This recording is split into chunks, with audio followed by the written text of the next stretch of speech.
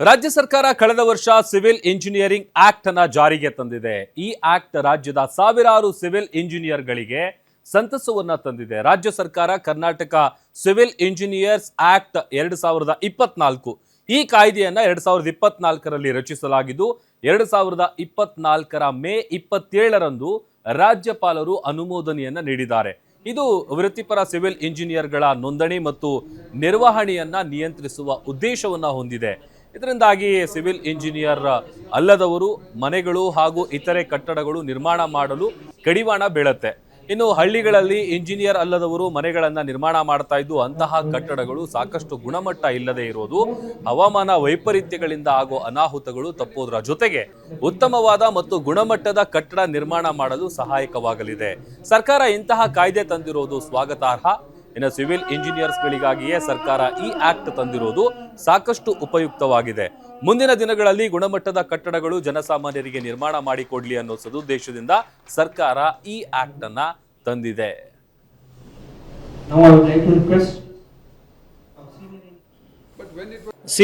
ಇವತ್ತು ಪ್ರಕಾಶ್ ಪಾಂಜಾರನ್ ಮತ್ತು power private limited ಅವರು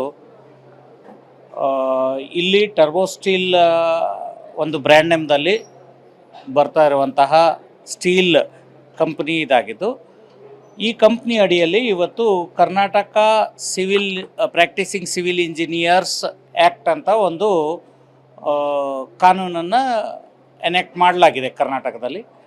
ಇದರ ಅಗತ್ಯ ಇತ್ತು ಭಾಳ ದಿವಸದಿಂದ. ಈ ಒಂದು ಕಾಯ್ದೆ ಅಡಿಯಲ್ಲಿ ಕರ್ನಾಟಕದಲ್ಲಿರುವಂಥ ಎಲ್ಲ ಸಿವಿಲ್ ಇಂಜಿನಿಯರ್ಸ್ಗಳ ಒಂದು ಯಾವ ಚೌಕಟ್ಟಿನಲ್ಲಿ ತಮ್ಮ ಕಾರ್ಯವನ್ನು ಮಾಡಬೇಕು ಮತ್ತು ಆ ಒಂದು ಪರಿಮಿತಿಯಲ್ಲಿ, ಆ ಒಂದು ಕಾನೂನಿನ ಅಡಿಯಲ್ಲಿ ಅವರು ತಮ್ಮ ಕಾರ್ಯಕ್ರಮಗಳನ್ನು ಅಥವಾ ಅವರು ತಮ್ಮ ಕೆಲಸಗಳನ್ನು ಸುಸಜ್ಜಿತವಾಗಿ ಮತ್ತು ಸುಲಲಿತವಾಗಿ ಯಾವುದೇ ಅಡೆತಡೆ ಇಲ್ಲದೇ ಅಲ್ಲಿ ಬರುವಂತಹ ಕೆಲವೊಂದು ಸಮಸ್ಯೆಗಳಿಗೆ ಪರಿಹಾರವನ್ನು ಹುಡುಕೊಳ್ಳಿಕ್ಕೆ ಒಂದು ಉತ್ತಮ ಕಾನೂನಾಗಿದೆ ಇದು. ಸೊ ಒಬ್ಬ ಕನ್ಸ್ಟ್ರಕ್ಷನ್ ಸ್ಟೀಲ್ ಕಂಪನಿಯ ಒಂದು ರಿಪ್ರೆಸೆಂಟೇಟಿವ್ ಆಗಿ ಕರ್ನಾಟಕ ಸರ್ಕಾರವು ರಚಿಸಿರುವಂತಹ ಈ KPCEA ಅಂತ ಒಂದೇನು ಕಾನೂನಿದೆ, ಆ ಕಾನೂನನ್ನು ನಾವು ಸ್ವಾಗತಿಸ್ತೇವೆ. ಕೊಡ್ತಿರ್ಲಿಲ್ಲ, CC ಕೊಡ್ತಿರ್ಲಿಲ್ಲ. ಬಟ್ ಸ್ಯಾಂಕ್ಷನ್ ಕೊಡಬೇಕಾದ್ರೆ 2.4 ಮೀಟರ್ ಅಂತ ತೋರಿಸಿ ಕೊಡ್ತಾರೆ. ಅದಕ್ಕೆ ಬೀಮ್ ಇಲ್ಲದೆ ಹೇಗಾಗುತ್ತೆ ಅದು?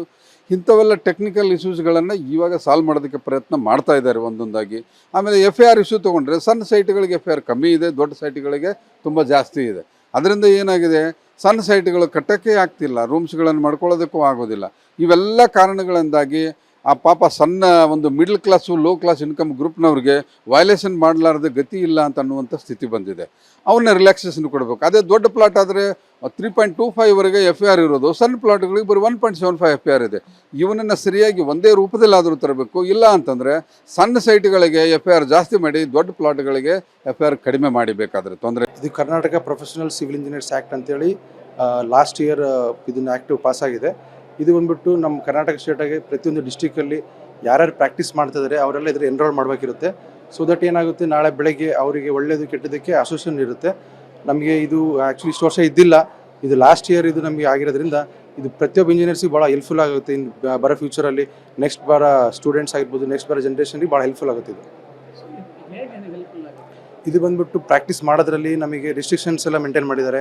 ಯಾರ್ಯಾರು ಹೆಂಗೆ ಮಾಡಬೇಕು, ಅವ್ರಿಗೆ ಏನೇ ತೊಂದರೆ ಆದರೂ ಕೂಡ ಯಾರನ್ನವ್ರು ಅಪ್ರೋಚ್ ಆಗಬೇಕು, ಅದಕ್ಕೆಲ್ಲ ಇವರೆಲ್ಲ ಒಂದು ಆ್ಯಕ್ಟ್ ರೆಡಿ ಮಾಡಿ ಇದನ್ನು ನಾಳೆ ಬೆಳಗ್ಗೆ ನಮಗೆ ಹೆಲ್ಪ್ಫುಲ್ ಆಗಿ ಮಾಡಿದ್ದಾರೆ ಎಲ್ಲರಿಗೂ. ಸೊ ಈಗ ಇಂಜಿನಿಯರಿಂಗ್ ಓದದೆ, ಅಂದರೆ ಸಿವಿಲ್ ಇಂಜಿನಿಯರ್ ಓದದೆ ಬೇರೆ ಓದಿ ಸಿವಿಲ್ ಕನ್ಸ್ಟ್ರಕ್ಷನ್ ಮಾಡಿಸ್ತಾ ಇದ್ರು ಅಂಥವ್ರಿಗೆ ಇದರಿಂದ ಹೊಡೆತ ಬೀಳುತ್ತೆ. ಹೌದು, ಇದು 100% ಹೊಡೆತ ಬೀಳುತ್ತೆ. ಏನಂದರೆ ಎಲ್ಲರೂ ಯಾರೇ ಪ್ರಾಕ್ಟೀಸ್ ಮಾಡಬೇಕಪ್ಪ ಅಂದ್ರೆ ಕಂಪಲ್ಸರಿ ಎನ್ರೋಲ್ ಆಗಿರಲೇಬೇಕು. ಎನ್ರೋಲ್ ಆಗಲಾರ್ದಂಗೆ ಏನಾದ್ರು ಪ್ರಾಕ್ಟೀಸ್ ಮಾಡ್ತಾರಪ್ಪ ಅಂದರೆ ಅವರಿಗೆ ಬಂದ್ಬಿಟ್ಟು ನೆಕ್ಸ್ಟ್ ಲೈಕ್ ಲೀಗಲಿ ಅವರಿಗೆ ಅವ್ರ ಮೇಲೆ ಆ್ಯಕ್ಷನ್ ತಗೊಳ್ಳೋಂಗೆಲ್ಲ ಇದರಲ್ಲಿ ಆ್ಯಕ್ಟಲ್ಲಿ ಇದೆ. ಭಾಳ ಉಪಯೋಗ ಆಗುತ್ತೆ. ನೆಕ್ಸ್ಟ್ ಇದು ಪರ್ಟಿಕ್ಯುಲರ್ಲಿ ಇಂಜಿನಿಯರ್ಸ್ಗೆ ಅಂತಲೇ ಮಾಡಿರೋದು. ಕಾಮಗಾರ ಇದು ಯಾರು ಲೇಬರ್ಸ್ ಅಂತ ಆ್ಯಕ್ಟಲ್ಲಿ ಇದರಲ್ಲಿ ಆ್ಯಡ್ ಆಗಿಲ್ಲ.